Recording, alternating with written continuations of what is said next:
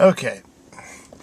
Hello everybody and happy Halloween. How's it going? And it is exactly Halloween afternoon. It's pretty muggy today, not, the sky is all gray and it's a bit cool out, but not cold. Like, it's not freezing like we've been getting. We've been going down to the 30s. So it's actually an okay day. It's a short sleeve day. I don't have to wear my long jacket right now. So some of you people on YouTube, some friends of mine, also have me on Facebook, and some of you probably saw on Facebook I was going to post a Halloween story about what happened to me Halloween in 2008. I had mistakenly put 2009 because I was trying to figure out, I couldn't remember, but I'm thinking it had to be 2008 because I do remember 2009 was the year I got with Joe Brostowitz and he joined Crack in the Wall, and I do remember this happened before I met Joe and Lance Cook, who I know is watching, because Lance Cook watches everything I do. Like, he doesn't sleep, he just watches, so he's like got every video on YouTube. So basically, this happened in 2008, and this is a story about what happened Halloween night in Houston, Texas, at this club called Numbers, and where a friend of mine and we almost got arrested on Halloween night. That was the post I had made on Facebook. And I promised I would have a video up for my YouTube/Facebook friends. I have about a handful of them, maybe about 8. There's about 8 that have a YouTube and a Facebook, and I've gotten a couple of new subscribers and from some friends of mine from the past. A couple I haven't seen in a while, and thank you for that. And so without further rambling, I'm just going to get right into the story, because I know you people are watching and you're wondering, okay, what on earth did you two bozos do to get yourselves arrested? And that's exactly, or almost arrested, and that's exactly what we were that night. We were a couple of bozos. So basically, I had this friend at the time, and his name was Sean. There's a guy named Sean, and I first met him in Bryan. I was born and raised in Bryan, where I'm currently living at the time, temporarily, and but I was living in Austin. I was just in town visiting family, but Sean lived in Bryan, and then I think he moved around a lot. He went to San Antonio, and then I think Houston, and then Austin. He did come to Austin because I ran into him at a couple of places in Austin. Or actually, I think, well, yeah, I don't know where he lived in Austin, but so this is me and a friend, Sean, and he in 2008 was living in Houston. And there's this place called Numbers in Houston, which is a pretty famous club. I mean, just about everyone knows about Numbers. But for those of you who don't know what Numbers are, what Numbers is, what kind of club it is, it's basically a kind of 80s goth type club where they play a lot of, industrial kind of gothic type music. New wave, if they even call it stuff. I haven't heard the term new wave since probably the early 90s, but stuff like that. And there's a club in Austin like that too called Elysium, where Crack in the Wall played a bunch of shows. I remember we used to play a lot of shows at Elysium, and my band members would beg me to get shows there. Like, well, yeah, Steven, get us some shows at Elysium. Get us some shows at Elysium. I'm like, all right, let me talk to John Wickham, the owner, and see what he can do for us. But I'll talk about Elysium in another video, because this is about Numbers. So Numbers is this gothic club in Houston, and they play a lot of the same stuff that Elysium would play on certain nights, and I guess they have theme nights because Elysium was like that. But it was Halloween, and I always wanted to go to Numbers. It's been around forever. So I told Sean, I called him, like, dude, let me come hang out with you in Houston, and we'll go to Numbers. We'll go to Numbers because I've always wanted to go there. So I drive to Houston, and I go to his apartment, and for Halloween this year, I was Robert Smith, because I'd always wanted to be Robert Smith for Halloween. I'm a huge, huge Cure fan. Everybody knows that I'm an obsessive Cure fan. I've got a lot of Cure stuff in my collection. Pretty much none of my friends like The Cure, or at least none of my musician friends. I've had friends that like The Cure, but they weren't musicians. But so I was Robert Smith, and this was so far the only time I've been Robert Smith, and I think this might have been the last time I dressed up. I can't remember.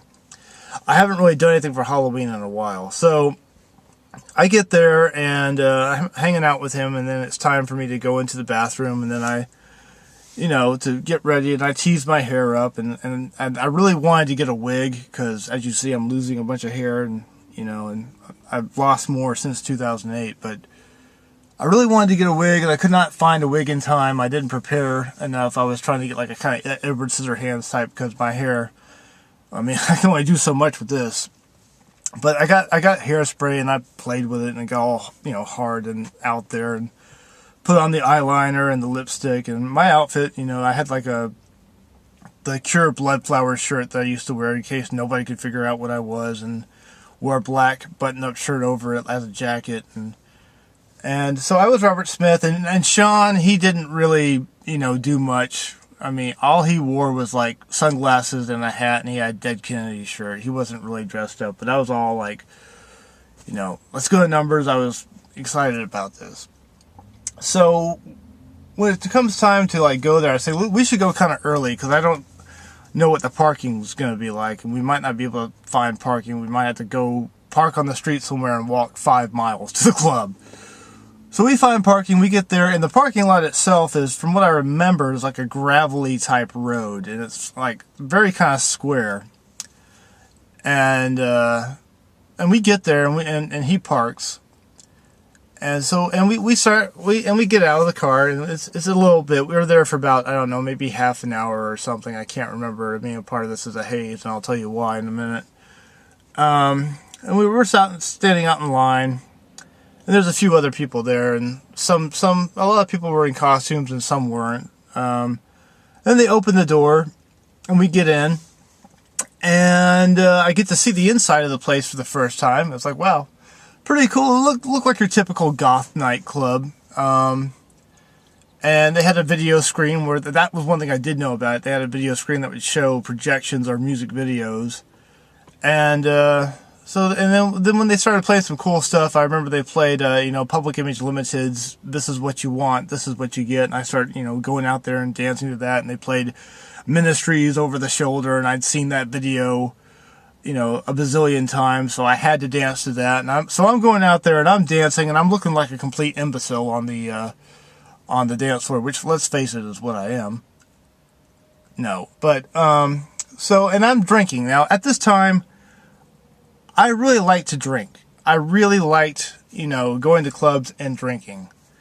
And Sean would drink a little bit too, but I don't think he got really as crazy as me. And these were like really, I was in my late 20s at the time. But so I'm drinking, and there's people, I'm conversating with some people and everything, and it's fun and everything. And as the night went on, I don't really remember what happened. I don't remember if like it was getting too swarms of people were coming in, and it was getting to be too much for Sean or whatever. But we decided, let's get out of here. Let's call it a night and go back home. So we get out of the club, and we're walking to the car. And Sean gets in the car, and of course this is Sean now. He's driving, so I'm technically okay, but still. So I get in the passenger side, and he starts backing up, and by this time the whole parking lot is full. There's cars everywhere. You cannot get another car into this parking lot, and there's a lot attendant out there too. There's a lot of attendant out there that's guiding cars where to go, or saying, well, you can go over there or the street or whatever. But so he's backing up, and apparently he's not paying attention, and he hits somebody's car. Sean hit somebody's car, and I'm like, oh. And at this time, I was pretty freaking drunk. I was just wasted, and I drank a lot back then. And so when that happened, when he hit that other car, the lot attendant saw it and heard it and screamed at us like, hey, you just hit that car, and whatever. I don't remember what all he said, but we had to get out of the car and everything, and apparently they saw that we were drunk, and we were like totally not in any shape to go anywhere. And fortunately, I wasn't driving. This was Sean's car. My car was back at his apartment. So we get out, and sure enough, they call the cops. They call the police, and the police are like there in like a minute or two. And it's this female cop, and she's pissed, and she's not going to take any BS. She's not going to take any hogwash from us at all. And since Sean was driving, he did all the talking. He did all this. And I'm thinking, oh, great. I'm done for. I'm going to jail. I am actually going to go to jail tonight, and my clean record is done for. This is going to be on my permanent record. And Sean, like, the thing about him, I don't know how much he had to drink. I'm sure I had way more. But he, you know, is the kind of guy he's got some kind of schizophrenia or something, so he's very, like, uppity about things. And, like, he's just, like... And so the cop is, like, you know, speaking all harshly to him and stuff, and is not going to take any BS. And she's asking, how much have you had to drink? And Sean says something, and then she goes over to me and she looks at me like, and how much have you had to drink? And I just looked at her and said, more than him.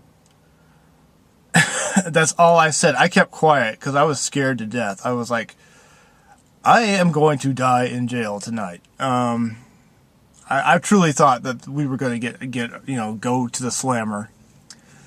And apparently, whatever happened, it was very much a drunken haze, but I remember the scary parts of it. And she writes, I think, Sean a ticket. I got off free because I was a passenger. I didn't, you know, nothing happened to me. I didn't get into any trouble. And either the cops or somebody from the club called the taxi for us. And we left the car there. And we're in the back of the taxi. And we get taken home. And, of course, Sean had to pay for the cab ride. So we go home back to his house. And eventually, I think we're both still pretty shaken up over it. As drunk as I was still pretty shaken up. And then eventually I passed out on the couch or whatever. I guess I was sleeping on the couch. Like I said, it's a drunken haze. And I woke up the next day. We woke up the next day and we went back to get his car. So I drove him over there. And I think the car that he hit was still in the parking lot. And I remember he told me he put a note on that car. I can't remember if he put a note on the night of or the day we went to go pick up the car, to get his car. And he told me, and I asked him later on, like, did you ever find out whose car that was? I mean, what happened? And he told me, well, nobody ever, you know, contacted me. Nobody ever claimed any. I mean, nobody, you know, I never got a contact from these people, whoever that car was. And Sean, I haven't seen Sean in years, and he's, like I said, he moved around a lot. He went to Bryan, to San Antonio, to Houston, to Austin, and then he just disappeared. So who knows where he is? It's a mystery. I don't know where Sean is now. But him and I, we used to hang out a lot, and but that was the story about how, you know, Sean and I, we thought we were going to go to jail. So, like I said, the next day, what wraps up the story, the next day, I go and I take him to his car, and then I think I go back to Austin after that. And for some reason, I never really told hardly anybody this story, but this is a true story. And it's pretty scary. It's a Halloween scary story. It happened on a Halloween night. And, you know, I don't ever want to go to jail. You know, I'm just, let me set something straight here. I still have a clean record. I still have a very clean record. I want it to stay that way. I have no intentions of ever wanting to go to jail. You know, I've never even, I mean, that was probably the closest I've ever been to going to jail. At least I thought I was going to go to jail. And that was, that had to have been 10/31/08. It is now 10/31/17. So that was 9 years ago. No, am I doing that right? man, I've been overwhelmed. I've had so much going on. So, yeah, it was 9 years ago. Yeah, it's 9 years ago. I'm doing that right. So that's the story of how my friend Sean and I almost got arrested. And sorry if I was rambling a bit too much, but that's one thing I wanted to share on Halloween. And basically, the moral of this story is, if you're going to go out drinking, please have a designated driver. And I don't condone any of this, but I was very young and I was wild back then. I'm pushing 40 now, so I've calmed down quite a bit since then, but I can remember the glory days, and a lot of my friends on YouTube that were hanging out with me either in high school or when I was in my 20s, and some of the people that I met at Elysium, they'll tell you that, yeah, he was pretty wild, especially when we put on stage shows. I remember, yeah, stuff could get pretty out of hand at Elysium when we would play. Alright, well, happy Halloween, everybody, stay safe, have a great Halloween. Don't get too crazy. Don't get arrested. Please don't hit anyone's car. Don't do anything illegal. Don't do anything I wouldn't do. Just have a great Halloween. Thanks for watching the video. I will be making some more videos sometime. I don't know what my next project will be video-wise. I'm basically got some songs I'm writing in the back burner. I've got some ideas, got to find some lyrics, and I got to find some musicians. So there will be some more videos pretty shortly. So all I can say is thanks for watching. Everybody stay safe, have a great Halloween. And I will see you on YouTube with the next video. And I'm going to wrap this up. Alright, thanks for watching. Have a good afternoon. Safe Halloween, everybody. Good night.